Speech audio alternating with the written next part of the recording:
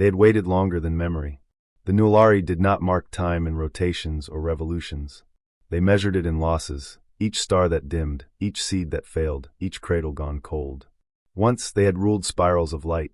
Now they clung to fractured satellites orbiting a sun too faint to warm their bones. Their stories had long since become prayers. Their prayers had become silence. They whispered of the one who would come, not with fire, not with swords, but with light in their eyes and a name unspoken by any tongue. A being of power, of justice, a savior. They carved that hope into stone and dust and bone. And still they waited. When our ship breached their veil, a drift buoy tossed from the edge of a trade route, we didn't even know they were watching. We were explorers, scientists, survivors ourselves. The vessel was small, the crew smaller, for humans and a single purpose, to chart the unseen, to learn. They found us before we saw them. Their ships were grave things, gliding on whispers, hulls faded with age and grief. They hailed us not with demand or threat, but awe. They asked only this: "Is it you?" We didn't understand, so we answered with honesty. "No, we're not gods. Just travelers." They were silent for 3 of their days. Then they sent an envoy. She was ancient, skin like weathered pearl, eyes that held more time than our species had lived. She stepped aboard our vessel without fear, walked through our oxygen without mask, touched the wall with reverence. "You are not what we expected," she said. "We never are," we replied. She wept. Later we learned why. The Nullari had called out across eternity, begging for deliverance. Civilizations rose and fell while they watched the stars, waiting. And now what came? Us. Soft-voiced mammals with patched uniforms and empty hands. They nearly turned away. But something stopped them. Not our weapons, we had none. Not our brilliance, we were clumsy in their eyes. It was how we listened. We didn't offer salvation. We asked their names. Their true names, the ones buried beneath ritual and resignation. We sat beside their children and learned their stories. We cleaned forgotten temples not to convert, but to understand. We brought no blueprints, just soil and seeds and the promise of trying again. That was new. No other species had come without demands. No savior had ever said, "We don't know, but we'll stay." Their oldest scientist, a being who had not spoken aloud in 1,000 years, took my hand, fragile as fog, and asked, "Why?"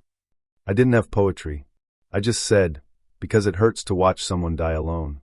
That night, they lit the first lantern in generations. It wasn't ceremony. It was hope. We began where we could, slowly, carefully, not fixing but helping, teaching them to mend broken hydro systems, replanting groves long thought infertile, showing them how to generate warmth from decaying algae buried deep beneath their frozen oceans. And in return, they sang. Their voices did not echo like ours. Their songs were pulse tones, vibrations that danced along the bones of space. In them we heard stories of what they'd lost, and what they feared to dream again. So we offered dreams, not promises, never salvation, just dreams, of greenhouses warmed by kindness, of water pulled from old rock with laughter, of play, yes, even play, between our children and theirs. It was not enough to save a people, but it was enough to make them want saving. The Council of 13, the ruling circle of the Nullari, summoned us after a full orbit. We thought we'd overstepped. Instead, they asked us to stay. Not as rulers. Not as gods. As kin. "You did not come to rule," one elder said.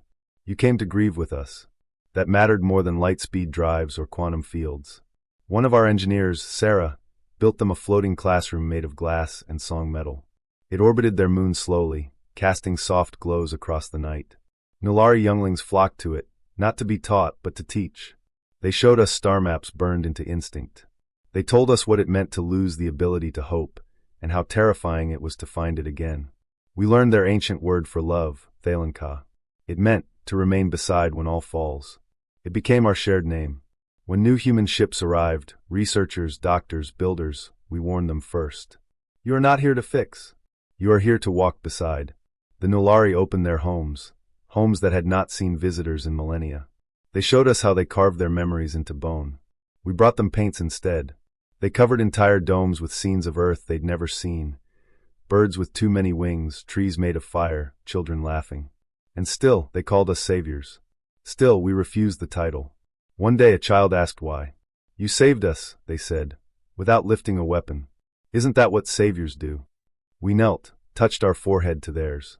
No, we whispered. We just loved you before we knew your names. That became legend. Not of conquest, of compassion.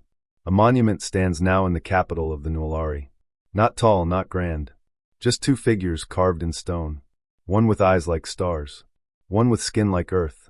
Their hands meet, not in power, but in understanding. Beneath it is a single line. We waited for gods. What we needed were friends. They tell this story to their young now. Not as prophecy, but as beginning. Not of salvation. Of joining. Of empty hands offered not in command, but care. And of how sometimes the truest miracle is to be seen and stayed for. We were not saviors, but we came anyway, and in doing so became something better.